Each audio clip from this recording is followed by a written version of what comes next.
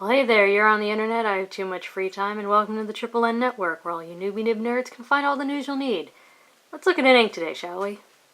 Now, today's ink I have in sample form, DeAtramentis Atlantic Blue. It's a nice, just on the dark side of medium blue. I really liked the swabs I saw of it, and thought I'd get a sample.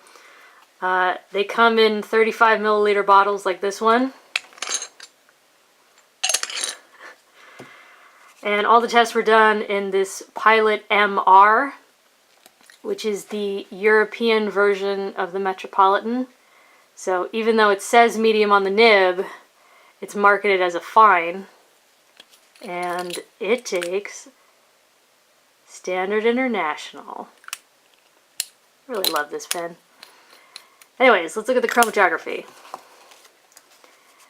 As you can see, it's actually a pretty straightforward blue. It has sort of a almost slate bluishness down at the bottom, slightly grayish, and more of a straight medium blue, and then a nice dark band right up at the top. So let's check out the paper test. Top down in density, Clairefontaine 90 grams per square meter. 14 seconds to dry, which in this fine, I'm going to call it a fine nib, in this fine nib is a little disappointing. But I hope you see this nice shading you get through here. And it's a nice dark blue. It really, I say here, it really evokes like a wool navy pea coat. It's, yeah, no bleed, no spread, no echo. And I say you get the odd freakish feather, because you do. It's rather odd. Like if you look at the top of the N and the no, it's just, occasionally you just get one or two. I don't know what that was about, but, yeah, that's actually fairly readable for a fine nib. It didn't dye the paper. I mean, it's lighter and it's a little, looks like steel wool, but yeah, it's not bad. No bleed. Not a lot of echo except from the scrubby. Next is Rhodia, 80 grams per square meter. Still 14 seconds to dry. You still get very nice shading. And you get to see like it's like it almost wants to sheen, but it's not quite there. The flow's good. Nice color. Still really reminds me of like a navy pea coat. And no bleed feather spread. And no echo except in the heaviest spots. Here we get that slate blue again. And didn't dye the page, but what's there is fairly there. Again, impressive for a fine nib.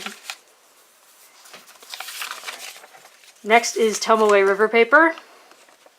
And I just knocked the camera, sorry. 16 seconds to dry, but as you might be able to see even in that writing, you get little halos of sheen. I'm definitely going to be able to get it in the scrubby, except I just jinxed myself. You can kind of get it. But it's in the words too, but I'm not going to be able to get it on camera because it's such a fine nib. But, no, stop trying, it'll be the longest video. Anyways, yeah, pretty well behaved. It's not as woolly looking on here. I don't know if I'll be able to capture that, but yeah, there's something slightly woolly about it on the non-Tomoe River papers. But I actually really like this pen paper and ink combo. And again, it's not super dark, but it's clear. And it didn't dye the page, so again, you might have to echo a bit in the wettest places. Here's 20-pound Copier Paper. This is the original replacement paper, so this is the worst copy paper I've ever encountered, so grain of salt.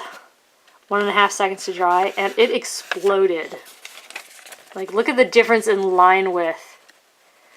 It spread so much, and it feathered really bad. It looks horrible. And, yeah, I mean, that's ugly. It's really not good. I mean, oh, look at that. And this is a fine nib, like I said. Ugh, I hate this paper.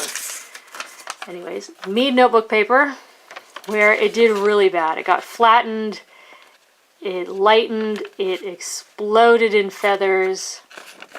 I mean, it's everywhere. It's every single letter. And it took 3 seconds to dry, which I really can't explain. Yeah, no shading. And for a fine nib? I don't know. And lastly is Moleskine paper, where you might think you get shading, but really, I want you to see this feathering. I don't know how, I mean, look at the word horrible. I mean, it's, distracting is putting it lightly. It's, yeah, it's not great. And that exploded and feathered, and look at that. Look at all of that. And that's a fine nib, so, right. There you go for your consideration. DeAtramentis Atlantic Blue. I actually really like it on nicer papers. On the cheaper papers, it doesn't do too well. I've noticed that DeAtramentis, the longer it's in a pen, so the longer it's been out of its vessel, sort of the more woolly it gets, the more problematic it gets. Let me know if you've had that experience, but it's something that I've noticed. So there you go for your consideration from the Triple N Network. If you liked the video, please give it a thumbs up. If you'd like to see more, please subscribe to the channel, and thanks for watching. Bye.